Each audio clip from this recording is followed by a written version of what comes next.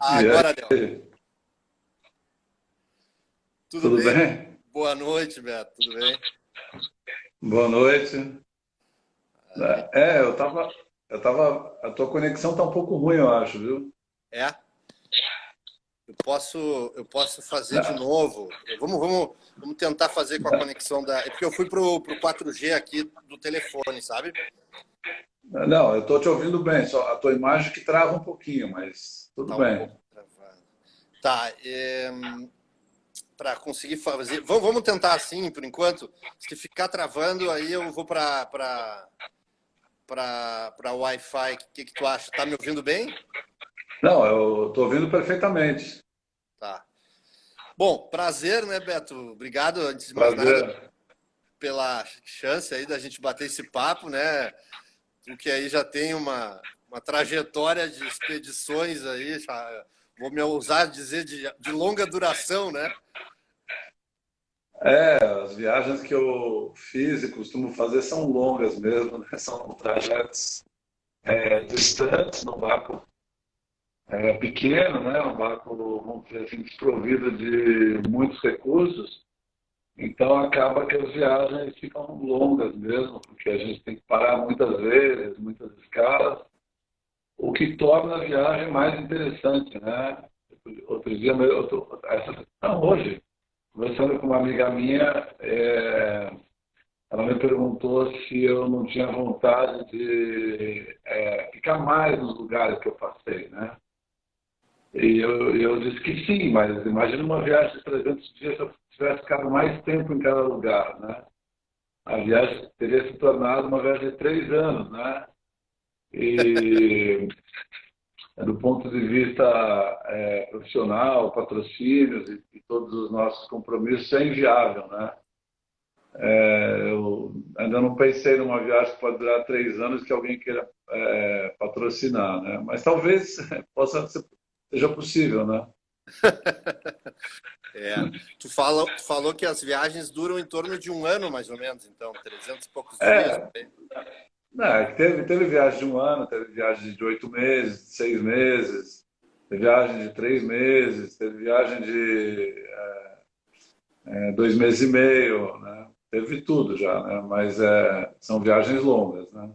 Então, eu, eu vi um comentário teu num dos episódios ali que tu disse, olha, uma das coisas é que são viagens longas, né?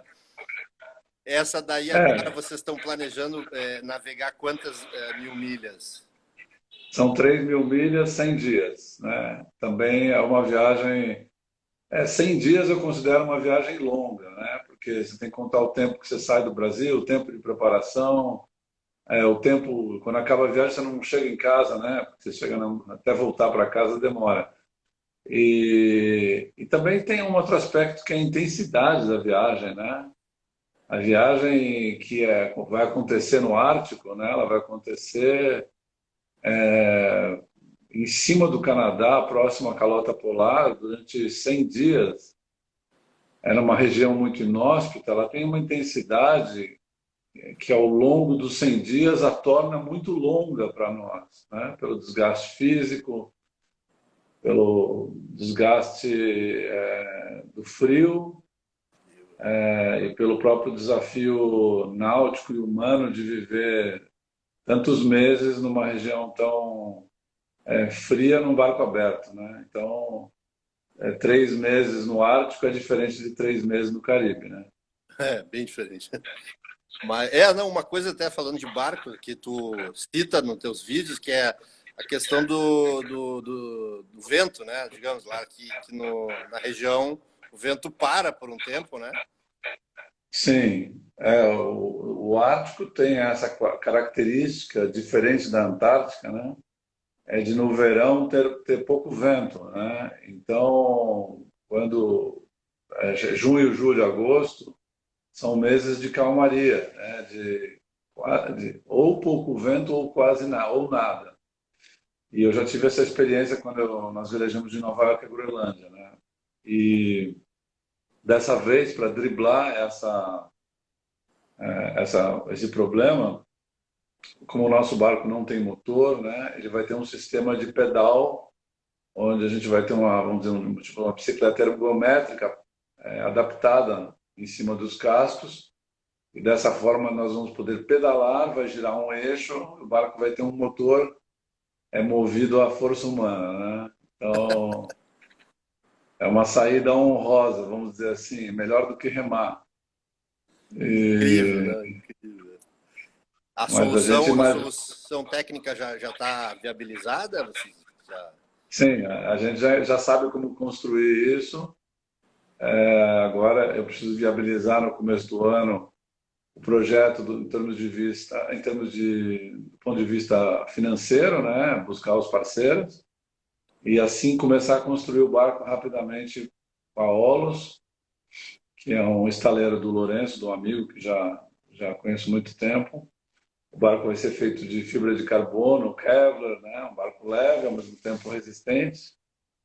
E esse barco ele vai ter características e qualidades bem amplas, vamos dizer assim, porque nós vamos precisar de um barco leve para puxar para cima da praia quando precisar. Nós vamos precisar de um barco resistente para quando tiver gelo e pequenos contatos, pequenas colisões, o barco vai ser capaz de lidar com isso. Ele vai ter que ter um fundo de trenó, porque quando tiver gelo no mar, a gente pode ter a opção de puxar o barco para cima do gelo. Ele vai ter que ter essa qualidade de poder andar na falta do vento, quando a gente tiver que pedalar. E ele ainda vai ter que ter uma proteção para a gente dormir, porque numa parte da viagem tem uma região que tem muito urso polar. E a gente tem que dormir nesses lugares, né?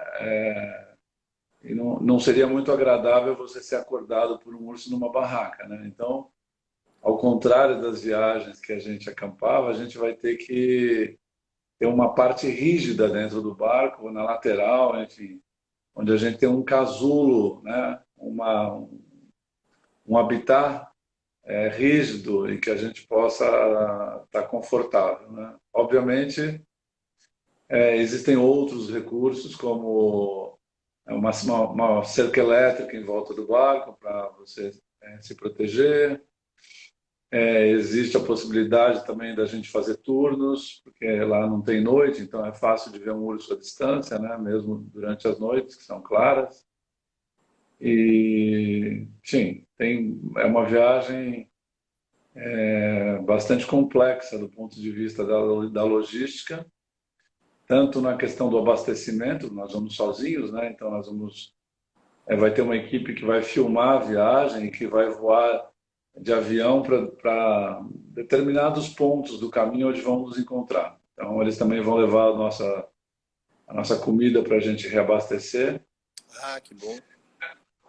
Mas a gente consegue ter um mês de autonomia, que já é bastante, né?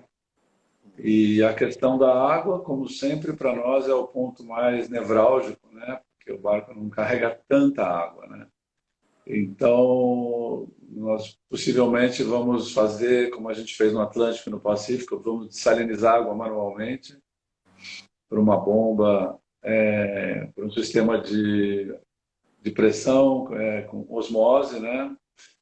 E dessa forma a gente consegue, vamos dizer, com tecnologia, com logística, planejamento, a gente consegue driblar, vamos dizer, toda essa desvantagem, entre aspas, que tem um barco aberto, sem cabine, pequenininho, né? Numa região onde só navegam barcos polares de aço, com proteção, com motor, com aquecimento e todo conforto e segurança, né?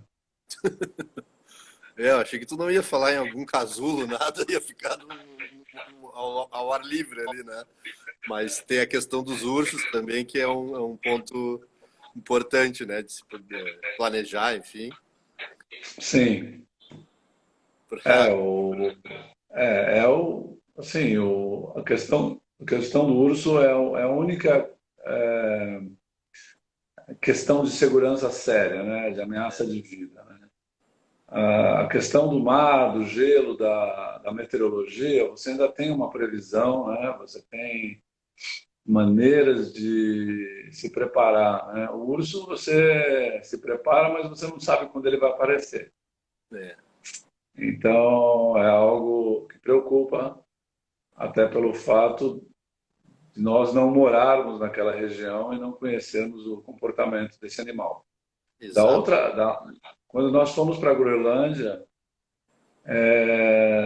o Felipe Whittaker e eu, no final da viagem, a gente teve a companhia do Kotik, né, que foi um barco de apoio.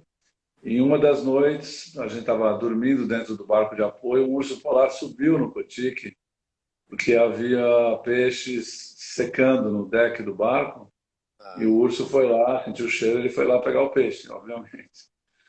E um amigo nosso, o Paulinho, ouviu, abriu a gaiota para saber quem que estava andando no convés do barco e se deu de cara com um urso polar de quase 3 metros de altura, um bicho enorme, assim, né?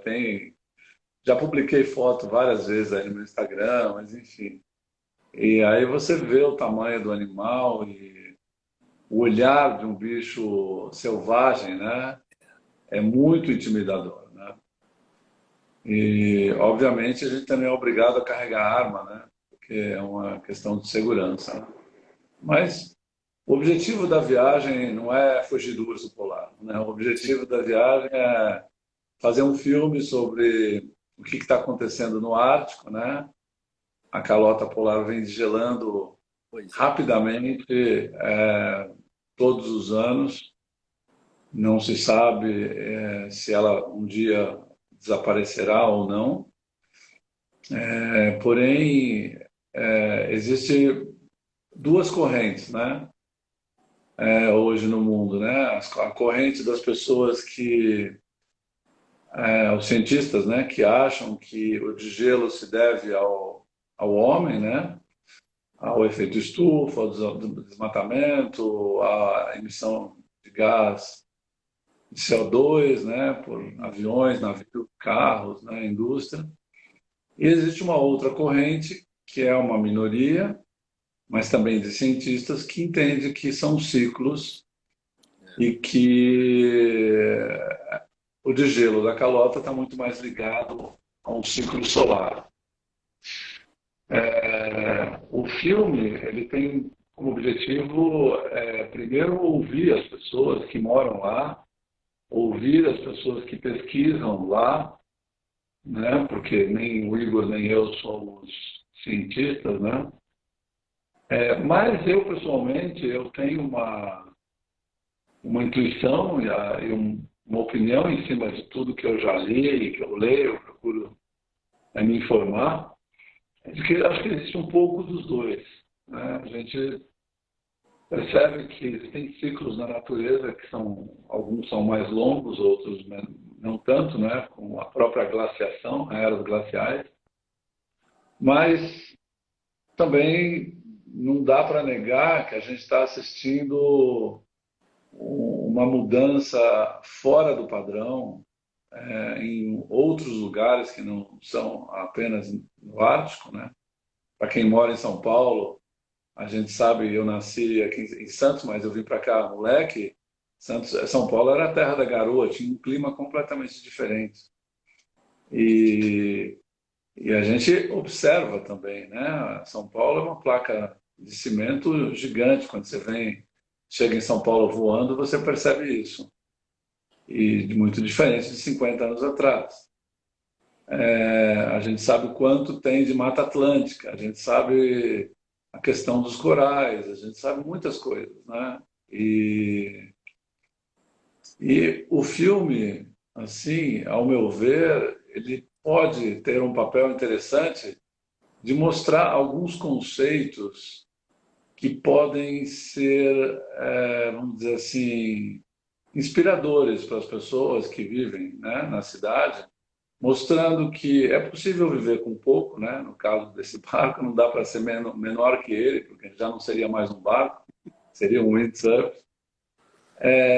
A outra questão é que a gente, de uma forma inteligente, a gente pode ter soluções tecnológicas onde a gente pode economizar recursos, né? Então, a energia solar está aí, a energia eólica do vento. Então, esse modelo que a gente tem hoje, né, baseado em hidrelétricas, baseados em energia nuclear, ou mesmo em a carvão, né? Ele pode ser substituído, como está sendo no Brasil, gradativamente. E as pessoas também podem ter em suas casas painéis solares. E eu nunca fui adepto assim, a mudanças radicais, porque elas, na verdade, não acontecem, né? A gente pode promover uma mudança rápida, mas ela tem que ser gradativa, né?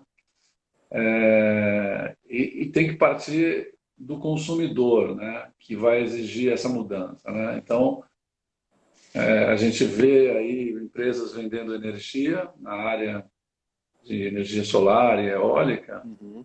E é o mercado que vai dizer o quão rápido vai ser ou não essa mudança de padrão, né? Então, a viagem também tem esse objetivo de chamar a atenção. Naquele pequeno barquinho, a gente consegue encontrar soluções de transmissão de dados, de geração de energia, de usar um pedal para não usar um motor. E isso vai apontando para um futuro, né? Que é inevitável que ele chegue, que é a energia limpa, né? E assim por diante, né? A questão do consumo da carne, que pode ser diminuído, o consumo da carne vermelha, a ponto da gente não precisar tantos rebanhos, tanto pasto, né? Essa coisa de ser essa onda crescente que não tem fim, de que parece que tudo tem que cada vez, vamos dizer assim, aumentar, sendo que os recursos do nosso planeta são muito limitados, né? E basicamente porque somos 7 bilhões de pessoas, né?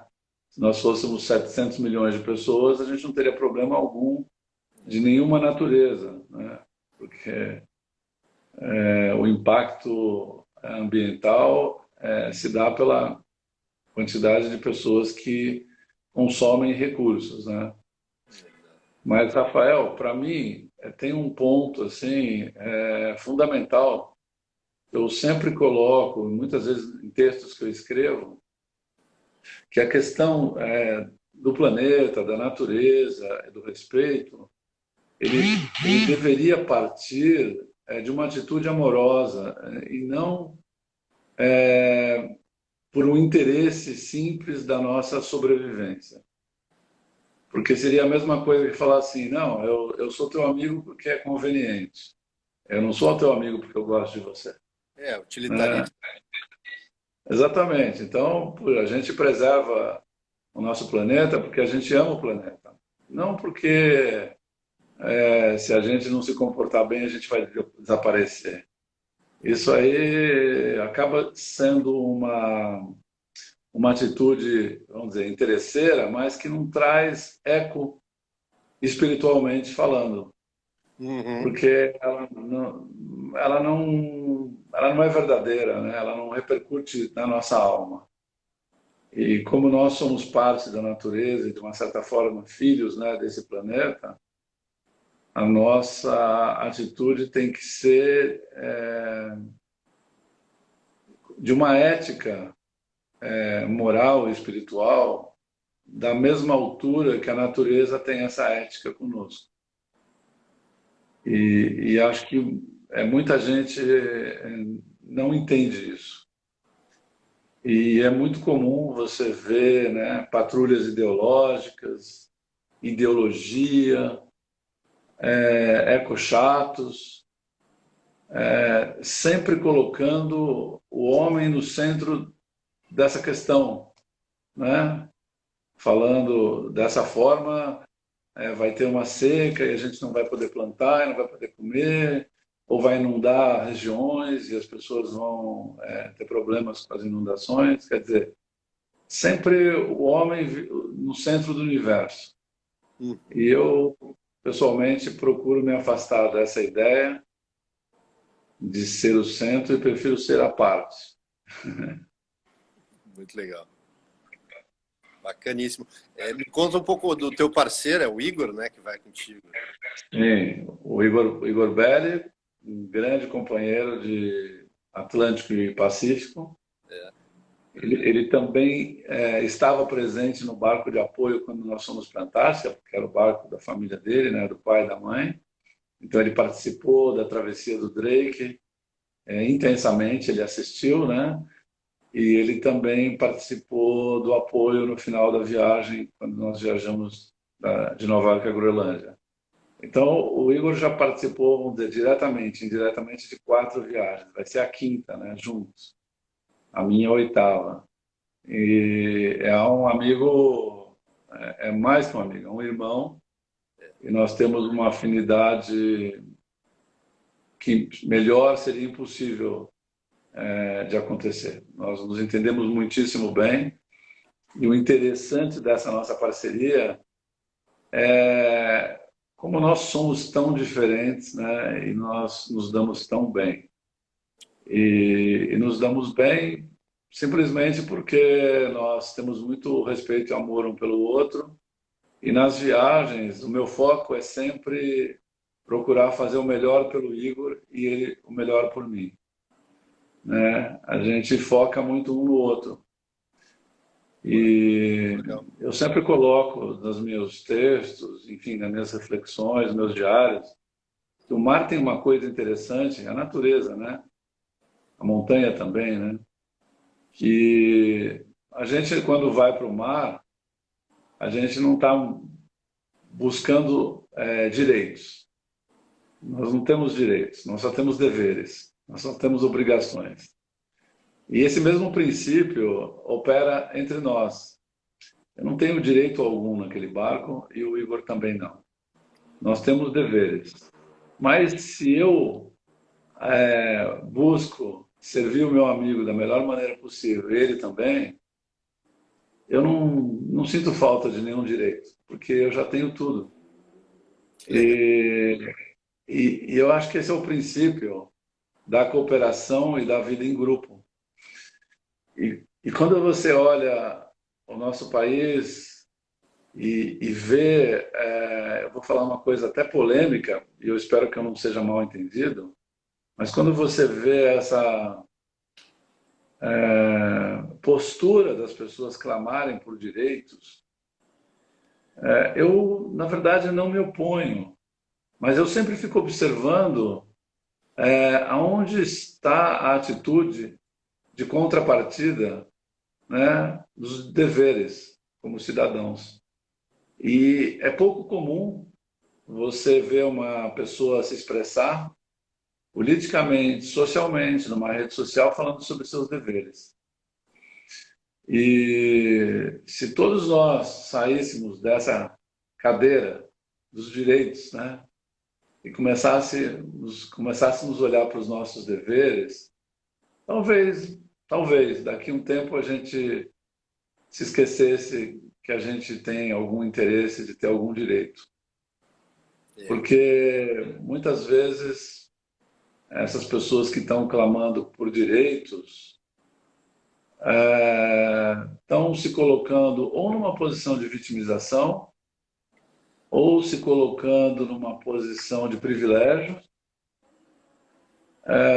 ou que falta a elas a capacidade de elas por si mesmas conseguirem o lugar que elas merecem estar. E nesse aspecto eu vejo que existe essa distorção do politicamente correto hoje, né? Então, e que é uma postura um pouco paternalista, que, ao meu ver, não traz nada de educativo. Uhum.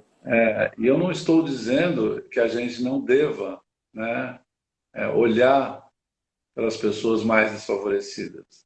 Inclusive, é o contrário. Essas questões, elas estão nos deveres de todos nós, né? Mas é muito diferente quando você age pelo seu dever do que quando você é obrigado a fazer por um suposto direito. Entendi. Eu não sei se eu fui bem Acho que eu entendi. compreendido, porque quando a gente toca num assunto como esse, normalmente as pessoas desviam para a política, né?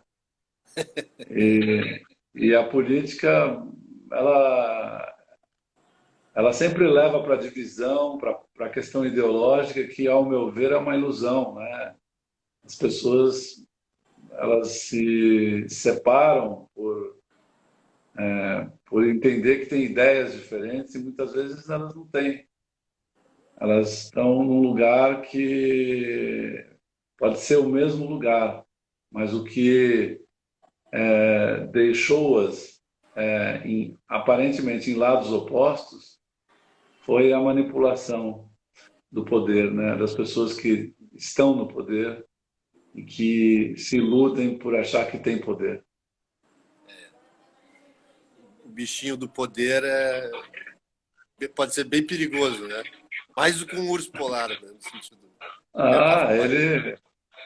É, pois é, a gente vê, entra governo, sai governo e a gente percebe como as pessoas se contaminam, né? E, o mais impressionante é que as pessoas tomam partido disso, né? Como se fosse alguém fosse melhor do que alguém, né? Uma vez contaminado, né? Uma vez que foi contaminado, não tem, os fins não se justificam, né? Por nenhum meio. E por melhor que seja a intenção. Mas enfim, vamos voltar para o mar. Roberto, tá, aqui nas festas aqui no entorno, né? Estou em Aracaju. Aí está começando aqui uma espécie de uma cerimônia, algum culto ali. Aqui fora, estou na área externa aqui da pousada. Mas, Beto, olha, tá muito legal o nosso papo. Eu queria te perguntar mais ou menos se vocês têm alguma previsão do projeto, digamos, acontecer, né? Da viagem, dessa logística. Tem. A viagem começa em final de maio, no Alasca, né, numa cidadezinha chamada Nome, bem próxima do Estreito de Bering. E de lá a gente contorna o Estreito de Bering, vai subindo o norte do Alasca, até entrar no mar do Ártico, né? Que é um mar que não tem tanta ondulação, porque o espaço entre a terra e o gelo é pequeno, então não tem espaço para ter ondulação, swell, né? E aqui eu vi que tem uma pergunta de alguém que eu não consegui ler, como vai ser a filmagem, né? Como serão as Então, filmagens? Né? no nosso barco, o Igor e eu, nós vamos ter uma estrutura de documentação, com microcâmera, telefone, câmeras, possivelmente de 4K, e onde a gente vai filmar, como a gente sempre filma, o nosso dia a dia, os lugares que a gente vai parar, o mar, animais, baleias, enfim, todo tipo de vida marinha que é muito rica nessa região. E o nosso dia a dia no formato de um diário de bordo. E nos pontos que nós encontramos, né, o Pedro e o Beto, né, que vão filmar a viagem, nós vamos ter a equipe produzindo as entrevistas, a nossa chegada, a nossa partida, a nossa estada, muitas vezes simulando chegadas e saídas para poder você fazer o filme, né, e contar a história. E eles também serão as pessoas que vão fazer as entrevistas com os cientistas, com os pesquisadores, com os locais. E o assunto em torno dessa viagem é um assunto vasto, Rafael, porque uma vez que o Ártico está desgelando, começa a abrir uma passagem comercial para navios conteneiros por cima da América do Norte, né? Então, a geopolítica do mundo vai mudar muito nos próximos anos. Já existe uma disputa enorme por essa passagem entre a Rússia, Canadá, Estados Unidos, Dinamarca, né, porque tem a Groenlândia. E essas águas territoriais, elas são definidas por projeções, mas muitas delas são ainda motivos de disputas políticas, né, geopolíticas. Então, é um tema muito interessante de se tratar, por causa do desgelo. Terras agricultáveis estão aparecendo em regiões que nunca foram agricultáveis, né? Na própria Groenlândia se planta hoje algumas coisas no verão, batata, tomate. Eles descobriram na Groenlândia, no mar da Groenlândia, muito petróleo e gás, e isso está gerando um movimento separatista, né? Dos inuits quererem a independência da Dinamarca, porque agora eles são riquíssimos. Então tem muitas coisas acontecendo, né, no Ártico, e o filme ele tem como intuito contar não só a saga da viagem, né, todo o esforço que a gente vai fazer para velejar por essa região, como contar o modo de vida dessas pessoas, as implicações econômicas, as implicações geopolíticas, de meio ambiente.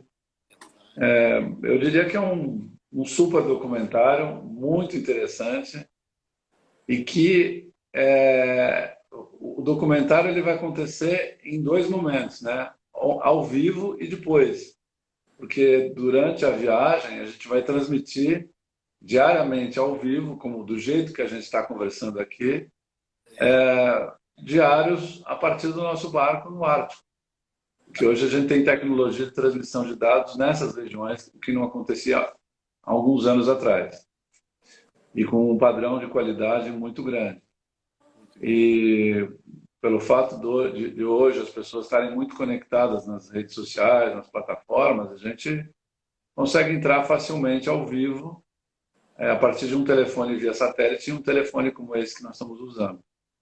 Então imagina você, todos os dias, 19 horas de Brasília, o Igor e eu entrando ao vivo para contar o que aconteceu naquele dia, mostrando as imagens, e você na tua casa comendo uma pizza com a tua esposa, né? Muito legal. Nesse aspecto, o mundo vai ficando pequeno nesse aspecto, né? E eu me lembro, a primeira viagem em 94, a gente ficou longe do mundo durante um ano, né? Eu não li jornal. A gente ficou sabendo que o Brasil ganhou a Copa atrasado. Ficamos sabendo que o Ayrton Senna morreu depois. E o período que eu fiquei na floresta amazônica, eu fiquei sem saber nada do mundo, né? E tem um aspecto romântico, né? De você viajar e sumir do mundo. Mas hoje isso não é mais possível de acontecer. Você não tem mais um lugar que você pode ficar assim, não, aqui ninguém me acha, aqui ninguém...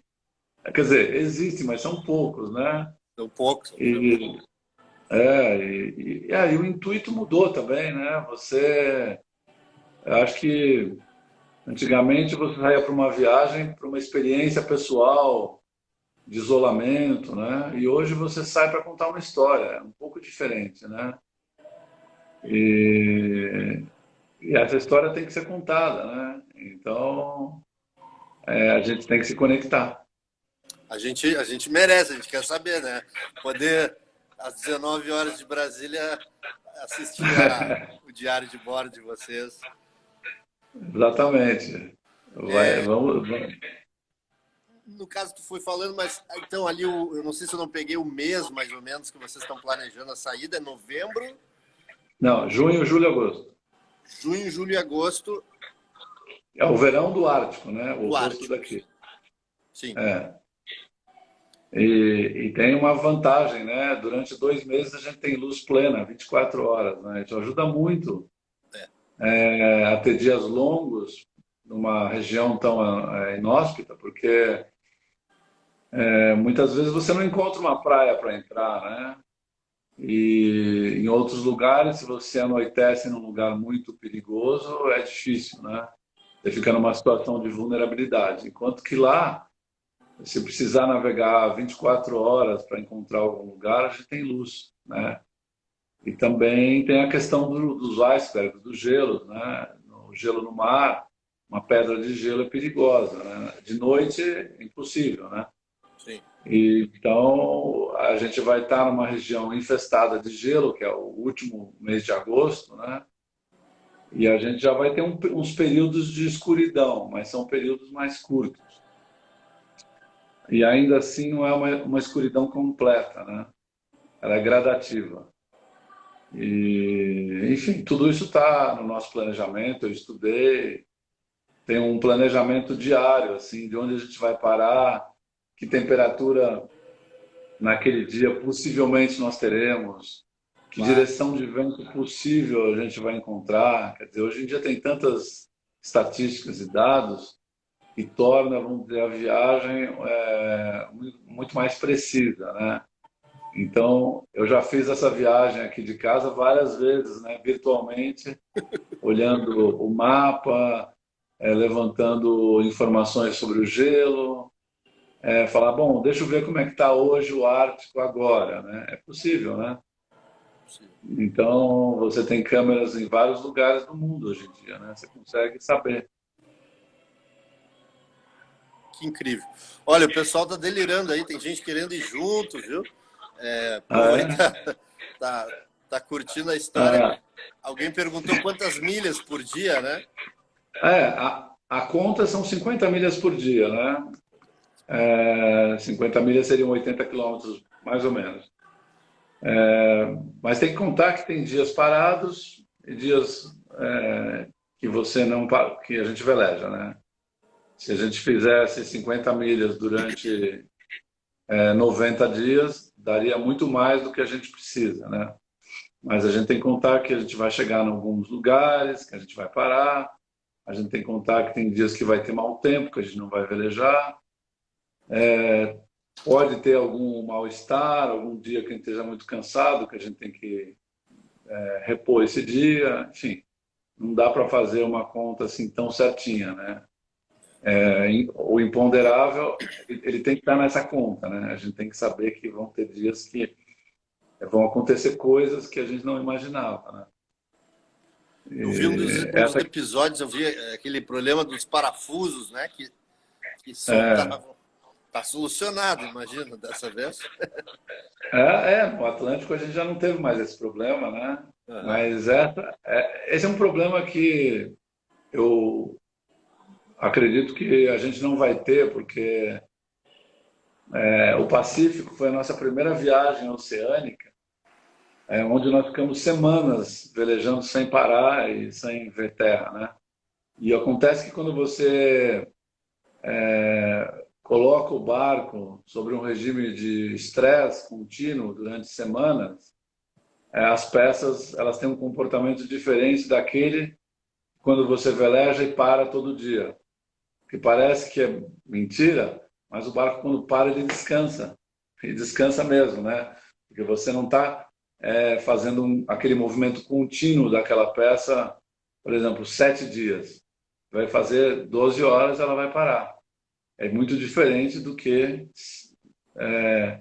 fazer 7 dias com escalas, vamos dizer assim. Sim, entendi. Então, o barco fadigou no Pacífico, né? E por não termos experiência a respeito de barcos sem cabine, então, em travessias tão longas, nós somos surpreendidos por essas quebras. No Atlântico, a gente já solucionou. E óbvio que depois de 7 viagens, a gente já sabe mais ou menos o que quebra, né? E eu até acredito que essa viagem, de todas as viagens, vai ser, fora os primeiros 20 dias, vai ser a viagem que vai ter menos desgaste do barco, pelo fato da gente viajar numa área de pouco vento, pouco mar, né? Então, seria mais uma viagem mais parecida com o Canal de São Sebastião, muitas vezes, sabe? E você Com não tem a água ondulação lá de fora. mais É protegida. mais protegido. Obviamente que quando o vento está forte, o mar levanta em qualquer região. Mas a gente tem a opção de parar numa praia porque é uma viagem costeira, né? É. Alguém Então, perguntou sobre curiosidades de temperatura, como vão se proteger do frio, né? não é uma região tão fria no verão. as temperaturas vão variar de 1 grau a 6 graus, 7 graus, sem contar a sensação térmica, né? Então, eventualmente, num dia de vento forte, a gente pode ter 15, 20 graus negativos, mas possivelmente a gente vai estar em terra, né? Numa situação de muito vento. Mas numa situação fria de você velejar com uma sensação térmica de menos 5 graus, já é uma condição que eu já conheço. E eu sei que existe roupa tecnológica suficiente para a gente conseguir viver confortavelmente com essa faixa de temperatura. É um pouco desconfortável, porque você coloca muitas roupas, né, muitas camadas, mas eu creio que o desafio térmico dessa viagem vai ser nos dias que a gente vai pedalar, e porque possivelmente pode ter um dia frio e você pedalando, você vai transpirar. Vai tirando as E você, roupas. você vai tirando as roupas, né? Mas você sabe que você não pode molhar a tua roupa, né? Com transpiração, porque depois aquilo lá vira água e congela, né? Você não pode ficar molhado, né? Você tem que dosar a atividade física com a roupa de uma maneira inteligente para você saber que você não vai ficar molhado, né? Então o desafio é um pouco diferente, né? Que E incrível. eu tô me preparando, né? Eu estou fazendo reboque já faz uns 2 meses e meio. E eu nunca fiz tanta ginástica na minha vida, viu? Eu ainda tenho muito ainda para fazer. Eu tenho mais 18 meses pela frente, né? Então estou fazendo bastante musculação e pedalando bastante, porque a gente vai pedalar muito, né? Vão ter dias que nós vamos pedalar 10 horas por dia, né? Quer dizer, 5 horas cada um, intercalados turnos de hora e hora, né? Cada um 1 hora. Uhum. Mas a nossa experiência também mostra que a gente estabelece esses turnos, mas muitas vezes a gente não respeita eles, porque nem sempre você está tão disposto quanto o teu colega e vice-versa, né?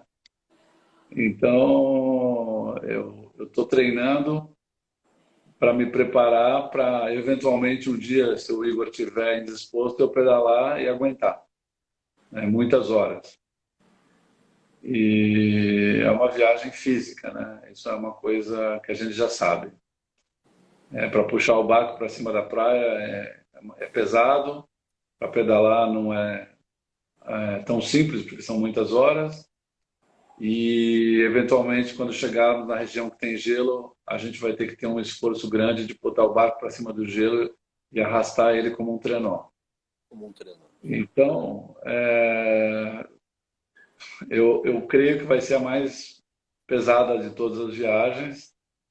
E eu estou gostando desse desafio pelo fato de eu ter 63 anos e me sentir muito bem e saber que eu vou ter 64 para 65 na viagem. E isso me estimula muito. Ao contrário do que podem imaginar, não que eu queira provar alguma coisa, longe disso, mas eu creio que a nossa geração, Rafael, ela está quebrando muitos paradigmas, né? A respeito de bem-estar, a respeito de qualidade de vida, do que você quer para o teu futuro, de longevidade. E eu olho meu pai, né? Meu pai morreu com a minha idade, né? Ele era um senhor. E eu não sei com quantos anos eu vou morrer, mas eu sou muito diferente da geração do meu pai, né? Como possivelmente você e todos nós. E isso mostra uma, um aspecto interessante no modo de vida da humanidade, né? A perspectiva de vivermos 120 anos, né? Talvez eu não, mas as próximas gerações, né? E isso muda completamente toda a perspectiva de vida, né? Do que você veio fazer aqui, da tua atividade econômica, profissional, ideal de vida. Imagina uma pessoa que vai viver 140 anos. esquece todo esse modelo que a gente conhece, né? Uma pessoa que trabalha há 30 anos e se aposenta. Bom, se você viver 140 anos, se aposentar com, sei lá, com 60, você ainda vai viver mais que o dobro do que você já viveu, e você vai fazer o quê? Né? Então, quer dizer, isso abre possibilidades para um novo arranjo na Social nossa até, né? vida. É, eu vejo assim, né? Que eu mesmo já me vejo assim, nessa minha nova fase da vida, eu só penso em atividades que eu possa devolver o que eu aprendi, sabe? Com palestra para jovens, o livro infanto juvenil que eu quero lançar ano que vem, do Espaguete Picolé, palestras, os livros, enfim, de histórias, treinamentos, aulas de vela, quer dizer, é devolver mesmo o que eu recebi da vida, né? E para mim é a única coisa que eu consigo me enxergar e que faça sentido Uhum. é continuar vivendo aqui no planeta, né? Eu não tenho nenhum apego à vida, nenhum. Como viajante, a minha mala está pronta para ir embora amanhã, se for preciso. E eu até falo para os meus amigos que se eu partir muito antes de todos eles, que não lamentem em nenhum momento, que não chorem, porque eu vou continuar minha viagem em outro lugar, de uma maneira tão feliz como eu vivo aqui. E, então, para mim, enquanto eu estiver presente aqui nesse lugar, só faz sentido eu estar aqui se eu tiver uma utilidade para esse lugar, e isso também vai dizer que essa utilidade também é válida para mim. E eu tenho essa suspeita, Rafael, de que o nosso tempo de vida ele está muito ligado a uma inteligência que rege essa energia que diz assim, não, o Rafael está aqui e a vida mantém ele aqui respirando, porque aqui ele tem uma utilidade. No momento que o universo percebe que você vai ter mais utilidade numa outra dimensão, num outro estado, numa outra forma de consciência, você parte. Então, eu não tenho essa visão mórbida da morte, porque eu não creio na morte e não creio na interrupção. Eu creio na continuidade eterna, sendo que essa continuidade ela tem uma conexão entre esses mundos.